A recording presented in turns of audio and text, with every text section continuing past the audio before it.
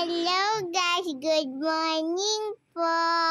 Ako po si Tisay. Yan po, inaayusan po ako ni Mami. Bale, pinupusod ko na si Aling Tessa in the morning pagkaligo niya. Kasi pag natuyo na yung hair niya, napakahirap ng ipusod kasi ang dami niyang baby hair. Ayun nga, may pinapakita siyang drawing.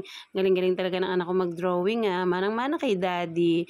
Ayun na nga ang Mother Earth nyo. Sus Mariosep, haggard na haggard. Sorry naman guys ha. Hindi na makuha ng Mother Earth na mag-ayos. Syempre, unahin natin ang ating mga kiddos bago tayo. At syempre, ayun na nga ang merienda ng aking mga kiddos.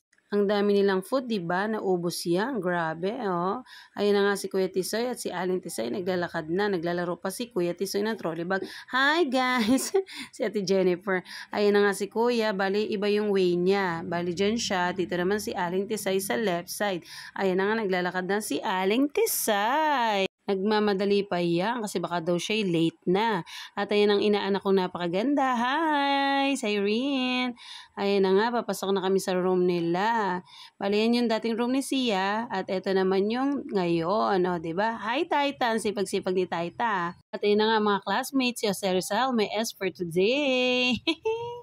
At ayan na, nasa bahay na tayo. Kailangan na natin palitan ng ating sofa cover. Bali dati may cover yan. So may pusang pumasok dito, in-scratch ng bonggang-bongga. Ayan ang ebidensya, nasa upuan. So yan, papalitan na natin siya para maging maganda. Kaya lang problema naman, merong stick foam ba tawag doon, nakasama yan. Hindi ko naman siya maano kasi may umupo dyan na sira. At ayan na nga, nakaluto na po tayo ng tanghalian, ang ating adobo with kamote, napakasarap. At syempre, ang ating anli sabaw na sinampalukan para kay Kuya at kay Aling Tisay. Kain po tayo. Thank you Lord sa food. Ayun na nga si Aling Tisay, kumakain na. Busy-busy naman si Crush. Hi Clark! At ayan din si Japan, kumakain. Si Clay ang napaka-cute. Naku, Clay ka talaga. Oh. Ayan, nagtatawa na sila. Ayan si Ayesa, busy-busy din sa pagsusulat. Bye guys! At ayan na nga si Kuya kong Pogi, busy-busy din sa pagkain. Finish na si Aling Tisay, napalitan ko na yun ng damit. Ganon din si Kuya, napalitan ko na din. At syempre, ayan, naglalambing ang ating Kuya. Ihahatid ko siya sa kanyang room. O, diba? Napakasweet ng Kuya ko. Ayan na nga ang ating sofa. O, diba? Ayan, bonggang-bongga. Napakasarap sa mata. At syempre, pinalitan na din natin ang ating cortina. O, diba? Bonggang-bongga. Uwian na nga ng mga kiddos. Ayan, si Aling Tisay, masayang-masaya. Hi, Sophia! Napaka-cute talaga ni Sophia. At syempre, ayan, bumili tayo ng itlog. Ayan na nga si Kuya Tisoy at si Tisay, nagpabili ng candy.